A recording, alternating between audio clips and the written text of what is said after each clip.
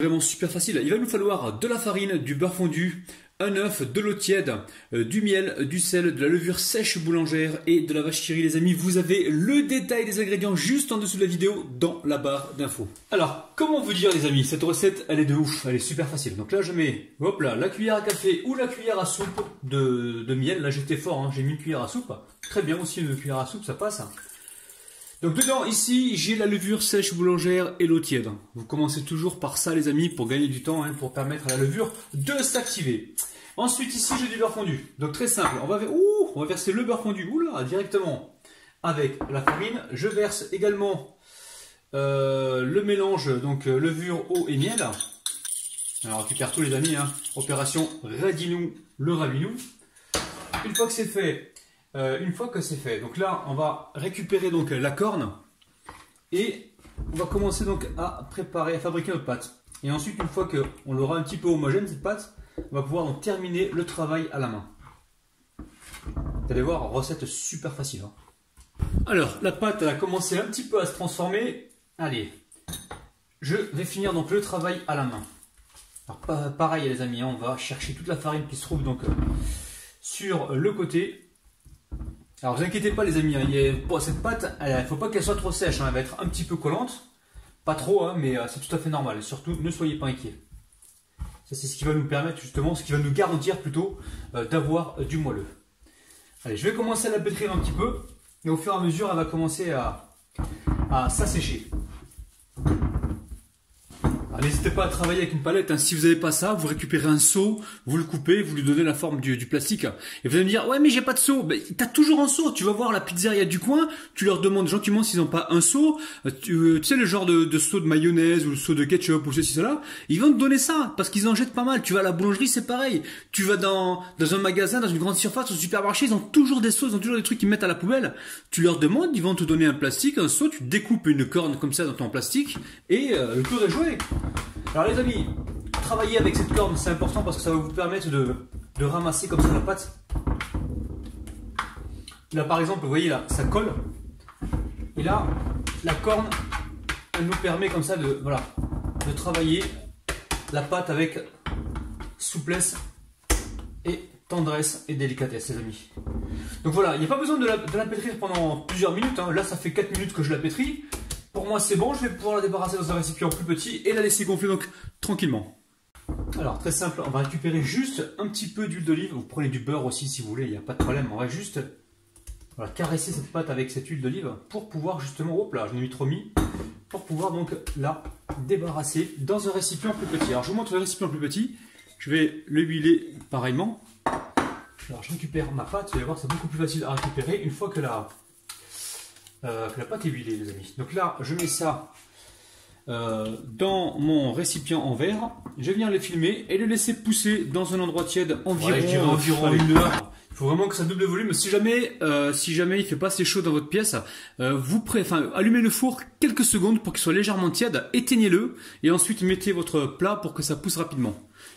Allez, au repos. Alors, super facile, hein. Dans la poêle qui chauffe, je viens mettre l'huile d'olive, hein. Donc je mets généralement toujours environ 4 cuillères à soupe d'huile, hein. On va laisser chauffer, non même pas, on va pas laisser chauffer, hein. On laisse pas chauffer l'huile d'olive les amis, là depuis que j'ai une abonnée qui m'a dit qu'il fallait pas, enfin je le savais déjà, que l'huile d'olive quand on la chauffait de trop, elle devenait toxique. Mais il faut vraiment qu'elle commence à fumer, donc généralement moi je mets mes légumes avant que ça commence à fumer. Mais par mesure de sécurité les amis, nous, on va pas attendre que ça chauffe, on va directement mettre... Alors là, j'ai un oignon rouge, ici j'ai un céleri branche, je vais vous montrer ce que c'est, et ici j'ai 2 tiges d'oignon vert. Alors je vous montre les tiges d'oignon vert, hein, c'est la cive, et là je vous montre donc le céleri branche. Alors je vous montre de près, voilà, céleri branche c'est ça. Donc là, on va venir mettre un petit peu de poivre, on met également un petit peu de sel, et je vais venir y mettre... du paprika. Paprika, une bonne cuillère à soupe, hein. On se fait plaisir aujourd'hui, c'est dimanche. Enfin, c'est dimanche. Là, je suis en train de tourner la vidéo un dimanche, hein, les amis. Mais peut-être que vous allez regarder la vidéo s'il sera un lundi ou un mercredi. Elle me dit pas, hé, Rabat, qu'est-ce que t'as fumé là? On est lundi, on est mardi. Et non, là, je la filme un dimanche. Allez, on va cuire ça pendant environ 4-5 minutes, hein. Bon, là, ça fait 3 minutes, hein. Moi, je suis assez pressé, hein. Donc là, je fais la place au milieu. Je garde un feu moyen, voire un peu bas.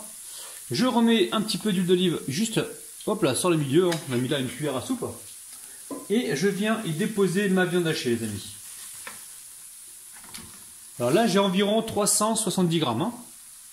Donc là, je remonte maintenant la température. J'égrène la viande et je la cuis tranquillement. Alors je fais attention, hein, de temps en temps, je viens sur les côtés comme ça pour m'assurer qu'il n'y a rien qui crame. Hein. Là, je vais mettre sur la viande un petit peu de poivre.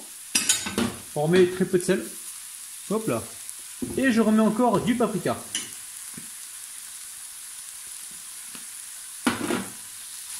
Et là, on va cuire de cette manière-là pendant environ 5 minutes.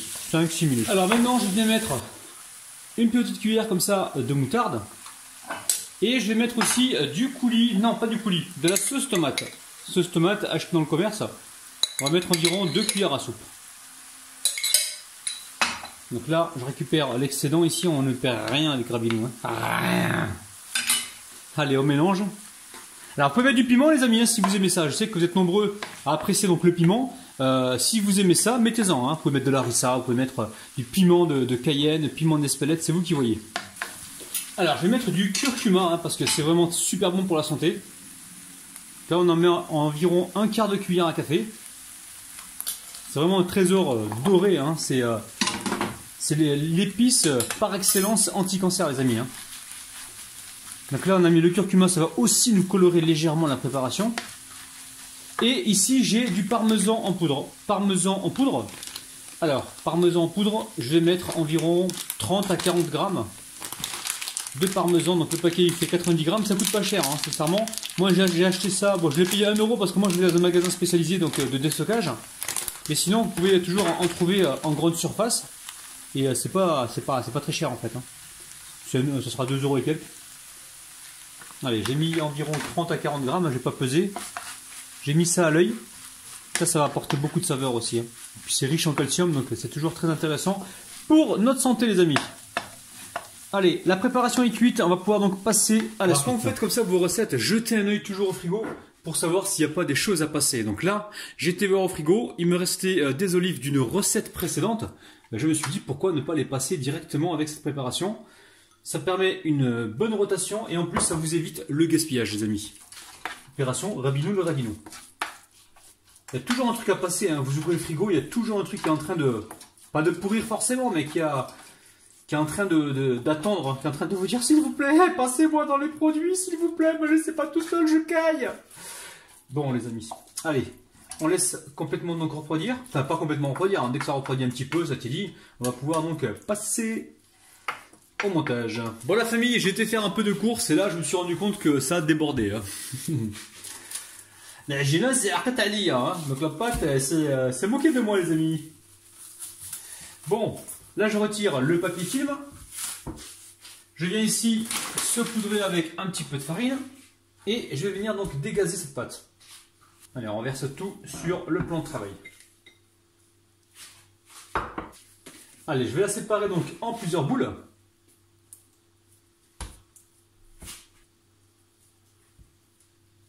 Alors au niveau du poids des boules, elles font environ 70 grammes, hein, d'accord? Donc vous pensez bien à les recouvrir avec un plastique comme ceci. Ici, j'ai préparé donc un plat gratin. Je vais le mesurer devant vous. Il fait alors 24 sur 24. Donc 24 sur 24 cm. Donc là, très simple. Je récupère un pâton. Hop là. Alors on évite de mettre trop de farine, les amis. Hein. Donc là, le but du jeu maintenant, c'est d'agrandir un petit peu ce pâton. Ne le faites pas trop fin parce que le problème qui va se passer, c'est que ça risque de se percer. On l'agrandit légèrement comme ceci. On appuie bien comme ça. Ici, je récupère ma farce. Et ici, ma mozzarella. Alors, hop, je garde le côté le plus joli toujours vers l'extérieur, le côté le moins joli vers l'intérieur. Je prends ma farce comme ceci. J'essaie de mettre un petit peu de tout. Alors, on a des olives, de la viande hachée. Là, alors j'appuie un petit peu hein, justement pour bien faire entrer cette farce. Et ensuite ici, je viens mettre un petit peu de mozzarella. Alors, vous inquiétez pas, si vous n'avez pas de mozzarella, vous mettez de la vache qui rit, il n'y a pas de problème. Hein. Vache qui rit ou autre fromage à tartiner, il n'y a aucun problème. Hein. Allez, une fois qu'on a fait ça, on va venir gentiment refermer donc le pâton en boule. Alors, on commence comme ça. On pince. De temps en temps, on peut s'essuyer les mains avec du sopalin. Et là, on crée une sorte de bourse. Donc c'est super facile, hein. Hop là. Quand vous faites ça ici, vous venez tout de suite reformer votre boule et vous mettez le côté soudure directement dans le plat gratin beurré. On va le mettre comme ceci. Et en même temps, on pense aussi à le recouvrir avec un plastique pour éviter que la croûte ne sèche. Donc je vais continuer ainsi de suite et on se retrouve donc tout de suite. Alors après ça, vous venez ici recouvrir et on va laisser regonfler un petit peu. Donc moi je vais laisser environ 20-25 minutes dans un endroit qui est assez chaud pour que ça regonfle justement pour avoir ce côté moelleux. Donc pour l'instant, on ne met pas au four, on laisse regonfler. Alors là, on peut remarquer que ça a bien poussé au bout d'environ 25 minutes. Je retire le plastique. Le plastique, vous ne le jetez pas, hein, vous le récupérez pour le réutiliser prochainement les amis. Opération Radinou le Rabinou. Allez, là je récupère donc le pinceau ici de la dorure. J'ai un jaune d'œuf avec une cuillère à soupe de lait. Et je vais venir gentiment donc badigeonner mes brioches. Alors, vous avez vu, on a fait des brioches à l'eau les amis. Hein. J'essaye de vous apporter tout le temps des recettes ultra économiques. Alors j'y pense les amis, si vous voulez voir des recettes de brioches à la poêle, j'y pense parce que je sais qu'il y a beaucoup d'abonnés qui n'ont pas de four. Et qui vont me demander certainement des brioches à la poêle. Sachez les amis que je peux vous en préparer, demandez-moi ça en commentaire et je me ferai un plaisir de vous mettre ça en place. Alors, pour ceux qui veulent faire cette recette et qui n'ont pas de four, vous pouvez toujours faire comme des galettes, vous les aplatissez une fois qu'ils sont farcis et vous les cuisez gentiment à la poêle avec un petit peu d'huile. Ça marche aussi les amis, hein. Donc il n'y a aucun problème. Alors les amis, j'en profite pour vous dire ce que j'ai mis exactement dans cette pâte. Donc 500 g de farine, 120 g de beurre fondu, un œuf, j'ai mis 200 g d'eau tiède, j'ai mis une cuillère à soupe de miel, une cuillère à soupe de sel, j'ai mis 5 g de levure sèche boulangère et j'ai mis aussi 3 vaches qui rient que vous pouvez remplacer par du Saint-Mouret ou un autre fromage à tartiner. Alors la famille, direction le four, donc là il est en train de préchauffer à 170 degrés environ. Ne mettez pas trop fort les amis, et vous voyez, si jamais vous voyez que c'est trop fort, vous baissez un petit peu la température, et je pense qu'on est que parti pour une cuisson d'environ, je dirais 20-25 minutes, il faudra surveiller. Allez c'est parti. Alors la famille, regardez-moi ce moelleux, c'est un truc de dingue. Allez, je vais vous sortir donc une part. Donc, quand vous allez réaliser la recette, regardez-moi ça, c'est waouh. Quand vous allez réaliser ça à la maison, je vous garantis qu'on va souvent vous la réclamer cette recette. Hein. Regardez-moi ça, c'est l'Orton les amis. L'Orton, c'est du coton. Regardez-moi ça, je vais vous montrer l'intérieur. C'est un truc de ouf. C'est un truc de ouf. Regardez-moi le fromage. Oh là là là là.